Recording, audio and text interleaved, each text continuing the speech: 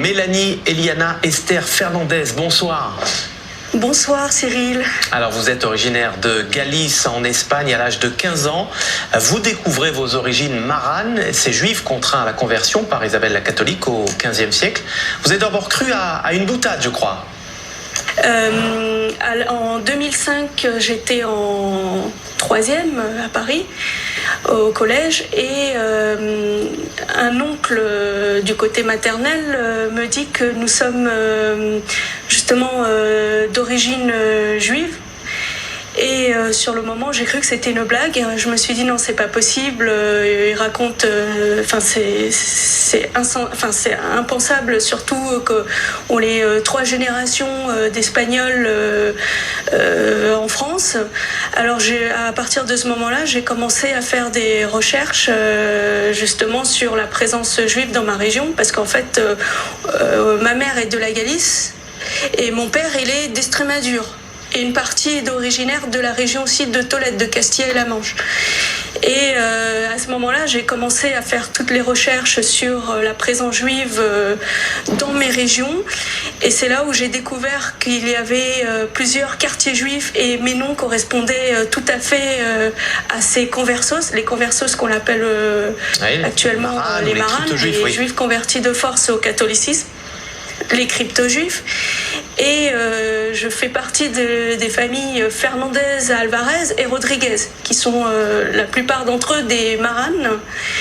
Et c'est là où j'ai commencé à me dire mais non, mais il faut absolument que je fasse quelque chose, que je commence à découvrir qui je suis, la culture juive. Mais depuis toute petite, j'étais attirée par le judaïsme sans savoir pourquoi. J'ai commencé à aller dans les synagogues orthodoxes toute seule.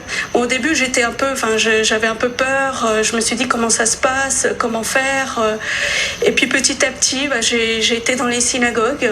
Alors vous, de votre point de vue, vous êtes revenu. De votre point de vue, vous êtes revenu à la tradition.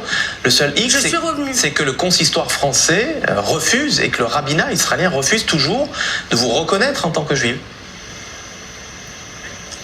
Exactement. Le rabbinat refuse de valider ma régularisation au judaïsme, ce qu'on appelle un gur lechumra. Le gur lechumra, c'est lorsqu'il y a un doute, on vous fait passer au mikvé sans brachot, sans bénédiction, alors qu'un converti doit faire les 3 bénédictions. Exactement. Et justement, j'ai contacté le consistoire, je suis en train d'envoyer mes dossiers pour obtenir un certificat de judéité, mais ils remettent toujours en question justement mon gur lechumra qui est américain. J'ai dû partir à l'étranger parce que justement le consistoire refusait de faire un gur lechumra en France. Donc j'ai fait appel au rabbin Chaim Ovadia, qui est un rabbin irakien, d'origine irakienne, qui est le petit-fils du Haram Fetaya, qui était quand même un kabbaliste en Israël, à Jérusalem, qui est très connu par le monde rabbinique. Et j'ai contacté le grand rabbin de Turquie pour justement valider mon statut, qu'il a validé. Il a totalement validé, il a bien dit dans la lettre que si mes enfants sont nés avant mon passage au mikvé, ils devraient refaire une conversion. Or, ce n'est pas le cas, je n'ai pas encore d'enfants, donc c'est parfait pour moi. Donc mes enfants qui naîtront après seront déjà reconnus juifs. Alors, le grand rabbin Chaim Amselem. Oui, alors justement, vous parlez du rabbin Chaim Amselem parce que s'il y a un refus catégorique du côté, on va dire, du clergé rabbinique en Israël et de ses représentations en France ou à l'étranger, j'évoque le consistoire par exemple, il existe des rabbins qui reconnaissent votre judéité. C'est le cas notamment de l'association, de l'organisation Zera Israël, une organisation tout à fait orthodoxe, d'ailleurs ni réformée ni libérale. On est en ligne avec Arié Toledano, qui est président fondateur de cette organisation Zera Israël, et une organisation qui tend la main finalement aux millions de personnes qui ont une ascendance juive et qui souhaiteraient, comme vous, revenir à la tradition. Arié Toledano, on est en ligne avec Arié Toledano. Bonjour à vous, merci d'avoir accepté notre invitation. Alors, comme Mélanie, ils sont très nombreux en France et ailleurs à buter contre ce refus opiniâtre du clergé rabbinique, alors que vous montrez plus de souplesse, visiblement. Oui, tout à fait, mais je voudrais juste apporter quelques précisions sur les propos de Mélanie. Il y a en fait deux éléments qui s'opposent, entre guillemets, dans le sujet des Marranos et d'une manière générale dans le monde de la conversion. Il y a effectivement l'institution rabbinique telle qu'elle est connue en France ou dans les autres pays représentée par des consistoires et qui sont sous l'obédience du grand rabbinat d'Israël. Alors il est un fait que la reconnaissance par ces consistoires aujourd'hui est problématique parce qu'ils ne reconnaissent les conversions que si elles sont pratiquées par eux-mêmes. Ce qui est déjà en opposition avec la règle de conversion qui veut qu'une conversion peut être tout à fait légale et tout à fait reconnue dès lors qu'elle est établie par un bed-din de 3 personnes, de juifs tout à fait normaux. Donc, un tribunal rabbinique, oui. Un tribunal rabbinique tout à fait normal. Ce qui est d'ailleurs encore plus étonnant, c'est que si l'on oppose le domaine de la cacheroute, des règles alimentaires au domaine de la conversion, on remarque que certains orthodoxes ne mangent pas de la cacheroute du rabbinat, mais mangeront de la cacheroute Chabad ou de la cacheroute Strasbourg. Mais quand il s'agit de la conversion, il y a une forme de zone grise dans laquelle personne ne veut se mêler parce qu'effectivement, la conversion touche à un élément essentiel constitutif du peuple juif et qui ramène toujours à la question de qui est juif. Et quelle est cette définition? Comment vous expliquez, Arié Toledano, cette différence d'exégèse entre vos tribunaux rabbiniques, pourtant issus de l'orthodoxie, et le grand rabbinat israélien?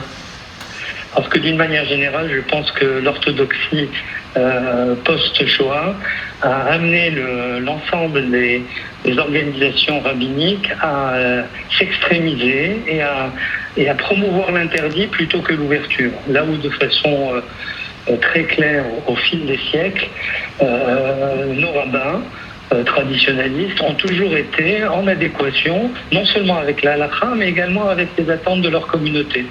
Aujourd'hui, je pense que le rabbinat s'éloigne, le rabbinat institutionnel s'est éloigné et s'éloigne de plus en plus de l'attente du peuple juif en lui-même, et par le fait, tous ces décrets sont a priori dans l'interdit. Là où je dirais qu'il y a presque 2 écoles qui s'opposent. Il y a l'école de Noé et l'école d'Abraham.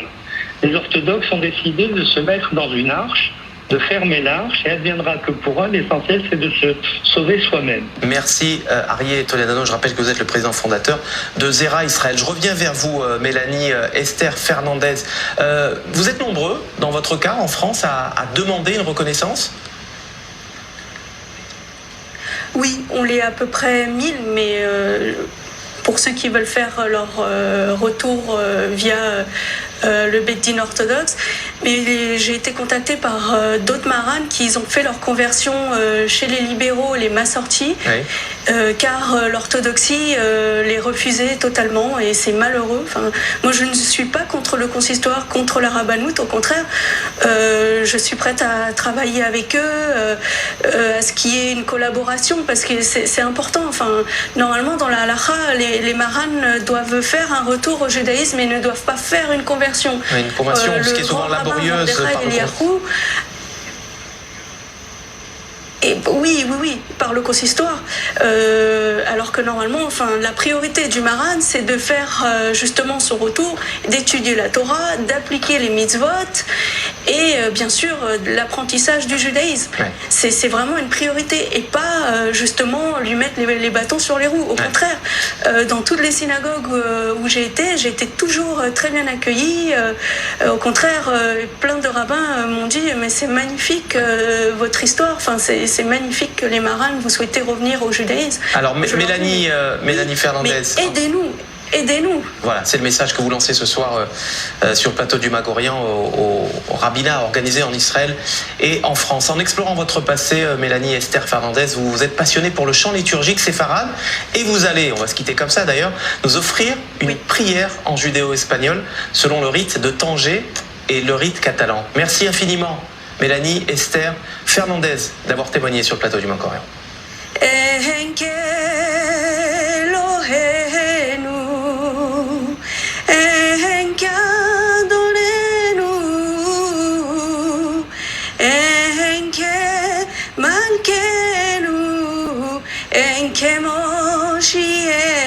Non como nuestro Dios, no como nuestro Señor, no como nuestro Rey, no como nuestro Salvador.